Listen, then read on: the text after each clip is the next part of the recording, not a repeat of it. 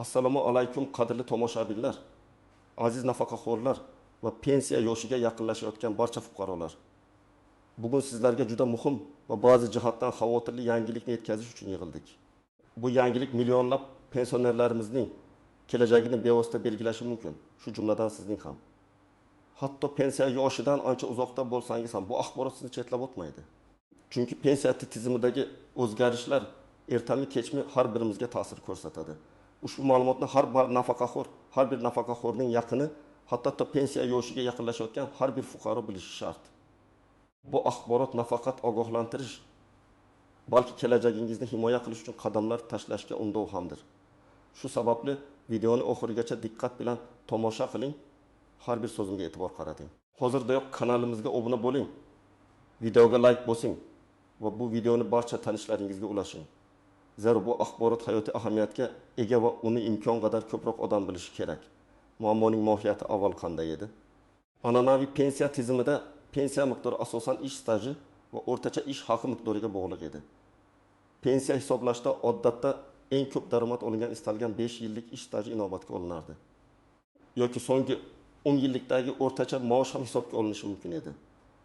Bu odamlar o'z mehnat faoliyatining cho'qqisida olgan yuqori daromadlari orqali munosib pensiya ta'minotiga ega bo'lishlari uchun imkoniyat yaratardi. Har yili odatda inflyatsiya darajasini qoplash va pensionerlarning turmush darajasini saqlab qolish maqsadida pensiyalar indeksatsiya qilinardi. Bu jarayon nisbatan tushunarli, prognoz qilinadigan va ko'pchilik uchun adolatli tuyulardi. Nafaqaxo'rlar o'zlarining uzoq yillik mehnati evaziga munosib dam olish imkoniyatiga ega bo'lishlariga ishonishardi. Davlat esa ijtimoiy adolat tamoyillariga sodiq qolgan holda pensiya tizimini barqaror saqlashga intilardi. Endi vaziyat tubdan o'zgardi. Hukumat nafaqaxo'rlarga nisbatan yangi qonun loyihasini yoki amaldagi qonunchilikka jiddiy tuzatishlar kiritishni taklif qilmoqda yoki allaqachon kiritdi. Bu o'zgarishlar pensiya hisoblashning yangi mexanizmini joriy etishni nazarda tutadi. Bu esa ko'plab pensionerlar uchun afsuski yomon yangilik bo'lishi mumkin. Asosiy yomon yangilik shundaki, ba'zi turdagi pensiya to'lovlari endilikda qayta ko'rib chiqilishi, kamayishi yoki hatto ma'lum sharoitlarda to'xtatilishi mumkin bo'ladi. Endilikda pensiya hisoblashda ish stajining so'nggi yillari va daromadlariga e'tibor kuchaytiriladi. Ya'ni avvalgi yillarda olingan yuqori ish haqi agar oxirgilarda daromad sezilarli darajada kamaygan bo'lsa, pensiya miqdoriga kamroq ta'sir ko'rsatishi mumkin. Bu degani kimdir umrining aksariyat qismida yuqori maosh olgan bo'lsa-da, pensiya yoshiga yaqinlashganda maoshi pasaygan ishga o'tgan bo'lsa, uning pensiyasi oldingi yuqori daromadlarga mutanosib bo'lmaydi. Bu ayniqsa mehnat faoliyatining so'nggi bosqichida sog'lig'i yoki boshqa sabablarga ko'ra jismoniy og'ir ishlay olmay, kamroq maoshli ishga o'tishga majbur bo'lganlar uchun katta zarba bo'ladi. Bundan tashqari, inflyatsiyani qoplash mexanizmi ham o'zgarishi kutilmoqda. Endi inflyatsiya o'sishi to'liq qoplanmasligi, balki ma'lum bir foizda cheklanishi mumkin. Ya'ni agar inflyatsiya darajasi masalan 15% bo'lsa, pensiyalar 10% ga oshirilishi mumkin, qolgan 5% esa pensionerning cho'ntagidan ketadi. Bu esa nafaqaxo'rlarning xarid qobiliyatining sezilarli darajada pasayishiga olib keladi. Pensionerlar uchun eng og'riqli tomoni shundaki, hayot qimmatlashishda davom etsa-da, ularning daromadlari bu o'sishga to'liq yetib bora olmaydi. Bu yangilik ijtimoiy adolat tamoyillariga ziddek tuyulishi mumkin, chunki u pensionerlarning moddiy ahvolini yomonlashtirishga qaratilgan. Hukumat bu chorani pensiya jamg'armasining barqarorligini ta'minlash va demografik muammolar bilan kurashish zarurati bilan izohlashi mumkin. Ammo buning asosiy yukini aynan pensionerlar zimmasiga yuklayotgani ayanchlidir. Batafsil tahlil nima bilishingiz kerak? Yangi qoidalar pensiya hisoblashning asosiy tamoyillarini o'zgartiradi. Agar avvalgi tizimda eng yaxshi 5 yillik ish staji va daromadlariga asoslanish mumkin bo'lgan bo'lsa, endi bu mexanizm sezilarli darajada cheklanadi. Misol uchun, endi pensiya miqdorini aniqlashda faqat pensiya yoshiga yetishdan oldingi so'nggi 5 yoki 10 yillik uzluksiz mehnat staji va shu davrdagi daromadlar hisobga olinishi mumkin. Bu shuni anglatadiki, agar siz mehnat faoliyatingizning dastlabki 20 yilida juda yuqori maosh olib, keyinroq masalan boshqa bir sohada o'rtacha yoki undan past daromad bilan ishlagan bo'lsangiz, sizning yuqori daromadli davringiz pensiya miqdoriga deyarli ta'sir qilmasligi mumkin. Bu albatta ko'plab insonlar uchun kutilmagan va yoqimsiz holatdir. Bundan tashqari, ayrim turdagi imtiyozli stajlar va qo'shimcha koeffitsiyentlar qayta ko'rib chiqilishi ehtimoli bor. Zararli va xavfli mehnat sharoitlarida ishlaganlik uchun beriladigan qo'shimcha staj yoki pensiya miqdorini oshiruvchi koeffitsiyentlar kamaytirilishi, hatto butunlay bekor qilinishi mumkin. Bu o'zgarishlar shuningdek ish stajini hisoblashda tug'ruq ta'tili, bola parvarishi bo'yicha ta'til va boshqa ijtimoiy ahamiyatga molik davrlarni hisoblash tartibiga ham tegishi mumkin. Agar bu davrlar stajga hisoblangan bo'lsa ham, ularning umumiy pensiya miqdoriga ta'siri kamaytirilishi mumkin. Kimlar xavotirlanishi kerak va kimlar nisbatan xotirjam bo'lishi mumkin? Xavotirlanish kerak bo'lganlar 1. Pensiya yoshiga yaqinlashayotganlar. Ayniqsa oxirgi yillarda daromadi sezilarli darajada kamayganlar. Agar siz yillar davomida yuqori maosh olgan bo'lsangiz, so'nggi 5 yoki 10 yil ichida maoshingiz kamaygan bo'lsa, sizning pensiyangiz kutilgandan ancha past bo'lishi mumkin. Bu ko'pincha pensiya yoshiga yaqinlashganda sog'liq bilan bog'liq muammolar tufayli kamroq jismoniy zo'riqish talab qiladigan. Ammo maoshi pastroq ishga o'tishga majbur bo'lgan shaxslarga taalluqlidir. 2. Imtiyozli pensiya huquqiga ega bo'lganlar, masalan, zararli sharoitda ishlaganlar, shifokorlar, o'qituvchilar, konchilar, uchuvchilar.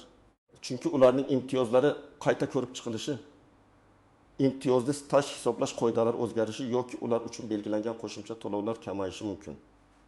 Bu toifadagi insonlar ko'pincha o'z sog'liqlari hisobiga murakkab sharoitlarda ishlaganlar va ular pensiya hisoblashda munosib rag'batlantirishni kutishadi. 3. Ayollar, ayniqsa ko'p farzandli onalar. Chunki ularning ish staji ko'pincha tug'ruq ta'tillari tufayli uzilgan bo'ladi. Agar bola parvarishi davri stajga hisoblanadigan bo'lsa ham, uning pensiya miqdoriga ta'sir kamaytirilsa, bu ayollar uchun katta salbiy ta'sir ko'rsatadi. 4. Nogironligi bor shaxslar va boquvchisini yo'qotgan oilalar. Garchi ular uchun ijtimoiy himoya choralarining ko'p qismi saqlanib qolsa-da, nogironlik pensiyasini hisoblashda yoki boquvchisini yo'qotganlik pensiyasini aniqlashda yangi, qat'iyroq qoidalar paydo bo'lishi mumkin. 5. Ishlamaydigan pensionerlar, agar ularning pensiya miqdori ma'lum bir chegaradan yuqori bo'lsa, ular uchun indeksatsiya kamayishi mumkin. Ba'zi mamlakatlarda ishlamaydigan pensionerlarning pensiyalari, agar ular qo'shimcha daromadga ega bo'lmasa, ko'proq indeksatsiya qilinadi. Yangi qoidalar bu farqni yo'qotishi yoki teskarisini amalga oshirishi mumkin. Nisbatan xotirjam bo'lishi mumkin bo'lganlar 1. Eng kam pensiya miqdorini oluvchilar. Odatda davlat eng kam pensiyani oluvchilar uchun himoya mexanizmlarini saqlab qoladi. Chunki ular ijtimoiy himoyaga eng muhtoj qatlam hisoblanadi. Ularning pensiyasi eng kam iste'mol savatchasidan tushmasligi uchun davlat qo'shimcha to'lovlar joriy etishi mumkin. 2. Yangi qoidalardan keyin yuqori daromad bilan ishga kirgan va doimiy yuqori maosh olgan shaxslar. Agar pensiya hisoblashda so'nggi yillik daromadlarga asosiy e'tibor berilsa, ular uchun bu o'zgarishlar unchalik salbiy ta'sir ko'rsatmasligi mumkin. O'tun. Ma'lum bir kasb egalari, masalan, harbiy xizmatchilar, huquq tartibot organlari xodimlari, ularning pensiya ta'minoti ko'pincha alohida qonunlar bilan tartibga solinadi va umumiy pensiya qonunchiligidagi o'zgarishlar ularga to'g'ridan to'g'ri ta'sir qilmasligi mumkin. Real hayotiy misollar, raqamlar va vaziyatlar bilan misol Ahmad aka yarim yil stajga ega bo'lib, o'zining mehnat faoliyatining dastlabki 30 yilda yuqori malakali muhandis sifatida ishlagan va o'rtacha oylik maoshi doim yuqori bo'lgan. Oxirgi 10 yil davomida sog'lig'i yomonlashgani tufayli u yengilroq, lekin maoshi pastroq bo'lgan ishga o'tishga majbur bo'lgan. Eski qoidalarda uning pensiyasi ish faoliyatining eng yaxshi 5 yillik daromadlari hisobiga 2 million so'm bo'lishi mumkin edi. Yangi qoidalar bo'yicha faqat so'nggi 10 yillik daromad asosiy hisobga olinib, uning pensiyasi 1 million so'mga tushishi mumkin. Bu Ahmad akaning har oylik daromadidan 700 million so'm yo'qotish deganidir. Bu esa uning turmush darajasiga jiddiy ta'sir qiladi. U yillar davomida to'lagan yuqori badallarning aksariyati samarali hisobga olinmay qoladi. Misol 2. Shahnoza opa 25 yil stajga ega bo'lib, 2 farzandi borligi sababli ish stajida jami 6 yillik uzilishlar bo'lgan. Avvalgi qonunchilikda har bir farzand uchun stajga ma'lum muddat, masalan 3 yildan qo'shilgan va bu uning umumiy pensiya stajini oshirishga yordam bergan. U o'zining mehnat faoliyati davomida o'rtacha 1500 1000 so'm atrofida pensiya olishiga ishonardi. Yangi qoidalarda bu muddat kamaytirilishi, masalan, har bir farzand uchun 20 yilgacha yoki umuman hisobga olinmasligi mumkin. Bu esa uning umumiy stajini kamaytiradi. Natijada u avval hisoblagan 1.500.000 so'mlik pensiya o'rniga endi atigi 1.200.000 so'm olishi mumkin. Bu nafaqat moliyaviy yo'qotish, balki ayollarning onalik vazifasi uchun rag'batlantirishning pasayishini ham anglatadi. Misol uchun, Dilshodbek xavfli sharoitda, masalan, tokkon sanoatida yoki kimyo ishlab chiqarishida 25 yil ishlagan va imtiyozli pensiya huquqini qo'lga kiritgan.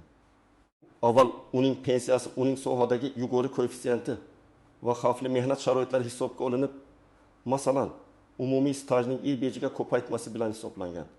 U 30.000 so'm atrofida pensiya kutgan edi. Endi bu koeffitsiyentlar qayta ko'rib chiqilishi yoki imtiyozli sharoitlar uchun talablar kuchaytirilishi natijasida u hisoblagan 3.000 so'm o'rniga 2.000-3.000 so'm olishi mumkin.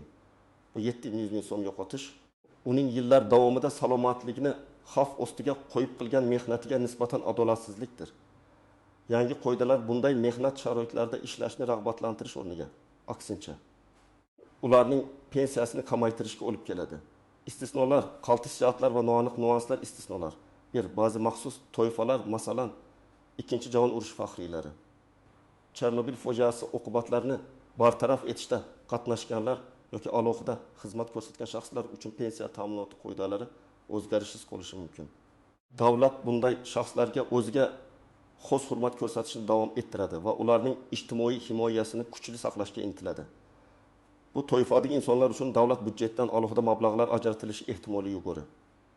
Eng kam pensiya miqdoridan past pensiya oluvchilar uchun davlat tomonidan qo'shimcha to'lovlar tizimi saqlanib qolishi ehtimoli bor. Ya'ni, agar yangi hisoblash mexanizmlari natijasida pensiya miqdori mamlakatda belgilangan eng kam pensiya miqdoridan past bo'lib qolsa, davlat bu farqni qoplashi mumkin. Bu ijtimoiy himoyaning asosiy prinsiplaridan biri bo'lib, aholining eng nochor qatlamini qo'llab-quvvatlashga qaratilgan. O'tu ba'zi hududlarda, masalan, ekologik falokat zonalari, Orolbo'yi kabi hududlarda yashovchilar uchun pensiya hisoblashning alohida qoidalari qo'llanilishi mumkin. Bunday hududlarda yashovchilarning sog'lig'i va hayot sharoitlari og'ir bo'lganligi sababli ularga nisbatan ijtimoiy qo'llab-quvvatlash choralarini saqlab qolish yoki kuchaytirish dolzarb hisoblanadi. Qaltis jihatlar, pitfalls. Pensiya jamg'armasiga to'langan individual badallarning kelajakdagi roli noaniq bo'lishi mumkin. Agar siz yillar davomida yuqori maosh olib, pensiya jamg'armasiga katta miqdorda badal to'lagan bo'lsangiz, ammo yangi tizimda bu badallarning pensiya miqdoriga ta'siri kamaytirilsa, bu haqsizlikka olib kelishi mumkin. Individual badallar qancha ko'p bo'lsa, pensiya ham shuncha yuqori bo'lishi kerak degan umumiy tushuncha buziladi. Ikiz.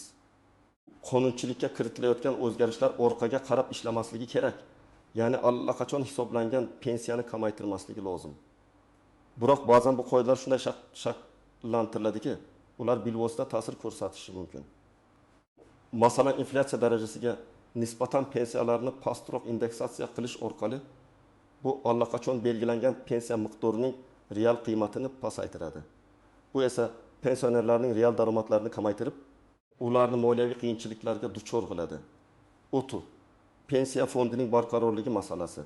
Agar jamg'arma defitsitga uchrasa, bu kabi optimallashtirish qoralari yanada qattiqlashishi mumkin. Pensiya fondi demografik yukning ortishi, ishlaydigan aholi va pensionerlar nisbatining o'zgarishi, shuningdek iqtisodiy o'sish sur'atlarining sekinlashishi natijasida bosim ostida qolishi mumkin.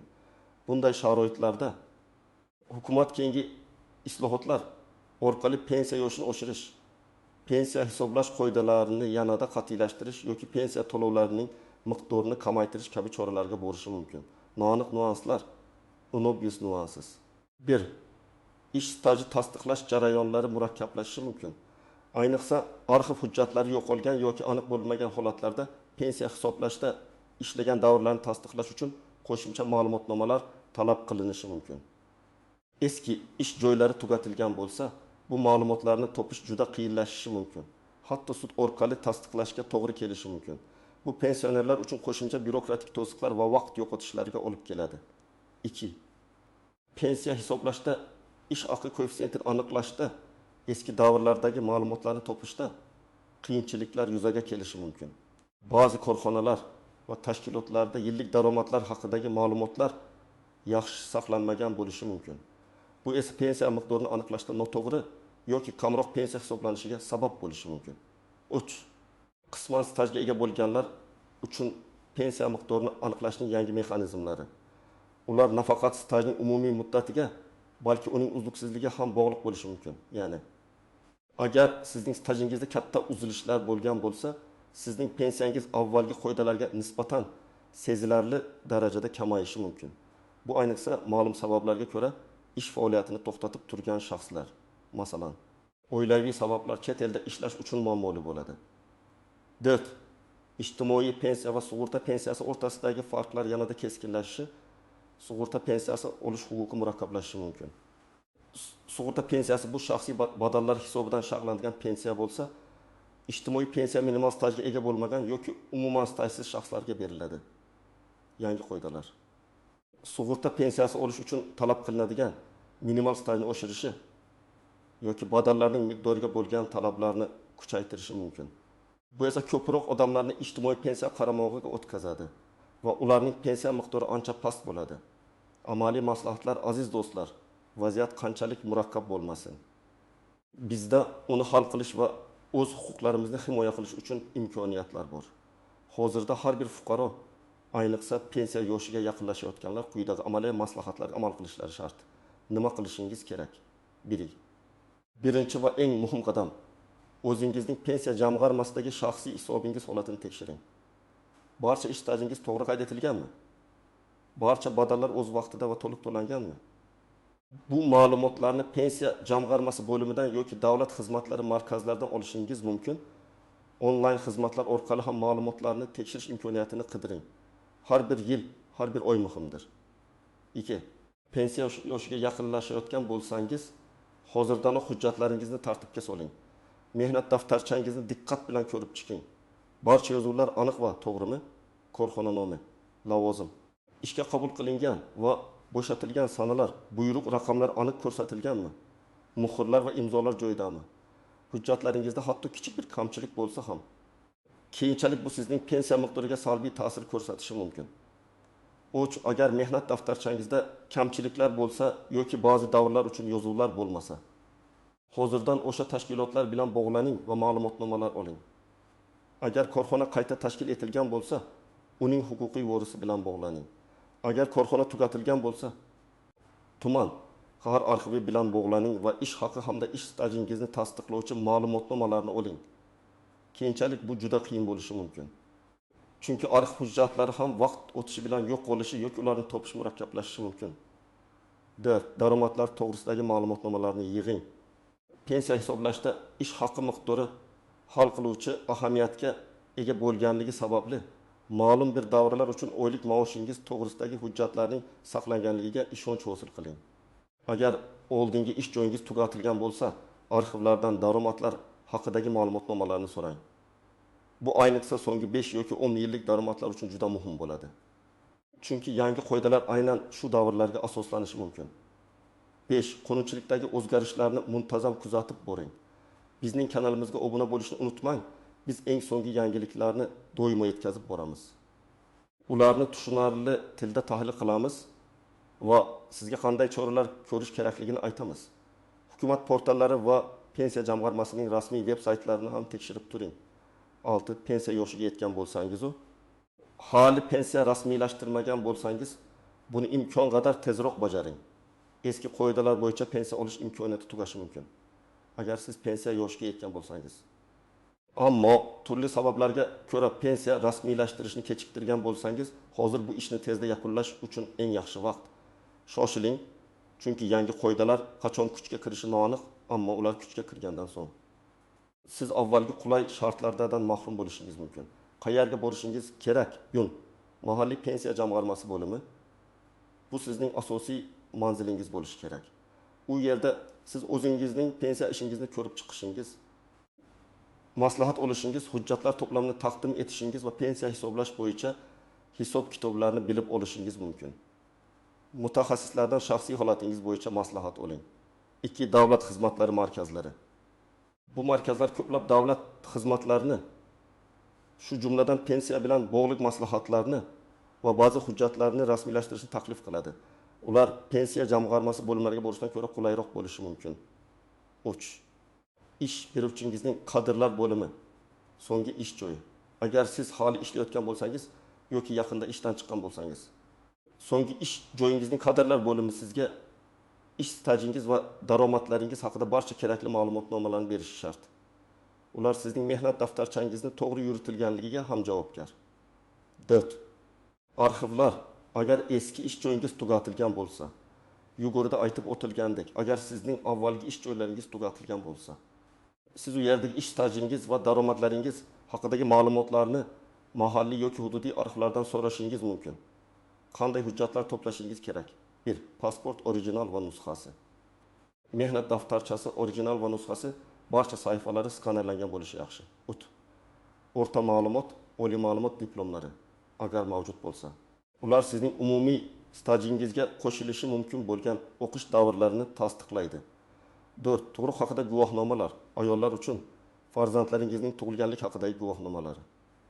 Ular ona stajni tasdiqlash uchun kerak bo'ladi. 5. Harbiy bilet erkaklar uchun harbiy xizmat davrini tasdiqlash uchun. 6. Daromadlar to'g'risida ma'lumotnoma so'nggi 1-2 yil uchun.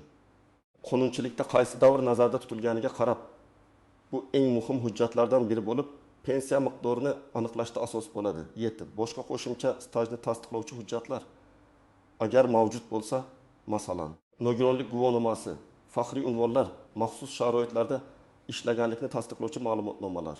Nima yozishingiz kerak? Pensiya hisoblash uchun ariza namunasi odatda pensiya jamg'armasi bo'limida mavjud bo'ladi. Sizga ariza shakli beriladi va uni to'ldirishda yordam beriladi. Arizangizda barcha tegishli hujjatlaringizni ko'rsating va aniq talabingizni bayon qiling. Qaysi turdagi pensiyani rasmiylashtirishni istaysiz? Yoshga doir nogironlik bo'yicha, boquvchisini yo'qotganlik bo'yicha. Agar pensiya miqdoriga norozi bo'lsangiz, yozma shikoyat bilan murojaat qilish huquqingiz bor. Unda aniq qaysi punktlar bo'yicha noroziligingizni, qaysi qonun moddalariga asoslanishingizni ko'rsating. Shikoyat arizasini pensiya jamg'armasi boshqarmasiga, yuqori instansiyalarga yoki hatto sudga yozishingiz mumkin. Har doim yozma ravishda murojaat qiling va murojaatingizning ro'yxatdan o'tkazilganligini tasdiqlovchi hujjatni qo'lingizda saqlang. Bu kelajakda huquqlaringizni himoya qilish uchun muhim dalil bo'lib xizmat qiladi. Xulosa va yakuniy chaqiriq do'stlar, bugun biz pensiya tizimidagi kutilayotgan yoki allaqachon boshlangan jiddiy o'zgarishlar haqida batafsil gaplashdik. Bu yangiliklar ba'zi pensionerlarimiz uchun haqiqatan ham yomon yangilik bo'lishi mumkin va ularning moliyaviy ahvoliga sezilarli darajada ta'sir qilishi ehtimoli bor. Ammo unutmaylik, oldindan ogohlantirilgan, qurollangan degani. Hozirda sizda o'z huquqlaringizni himoya qilish va pensiyangizni maksimal darajada saqlab qolish uchun imkoniyat bor. Faqat harakatsizlik va befarqlik bizga qimmatga tushishi mumkin. Umid qilamizki, bu video siz uchun foydali va muhim ma'lumotlarga boy bo'ldi. Sizning fikringiz biz uchun juda muhim. Ushbu o'zgarishlar haqida nima deb o'ylaysiz? Bu sizga qanday ta'sir qilishi mumkin? Balki siz allaqachon bunday holatga duch kelgandirsiz. Izohlarda o'z fikringizni yozib qoldiring. Biz har bir kommentariyni o'qib chiqamiz va iloji bo'lsa, ularga javob beramiz. Bu videoni yoqtirgan bo'lsangiz, like bosing va albatta kanalimizga obuna bo'ling. Qo'ng'iroqcha tugmasini ham bosib qo'ying, toki bizning yangi videolarimizni o'tkazib yubormang. Zero bizning maqsadimiz sizni ogohlantirish, ma'lumot berish va pensiya borasidagi huquqlaringizni himoya qilishda yordam berish. O'zingizni asrang va o'z huquqlaringiz uchun kurashishdan to'xtamang. Keyingi videolarda ko'rishguncha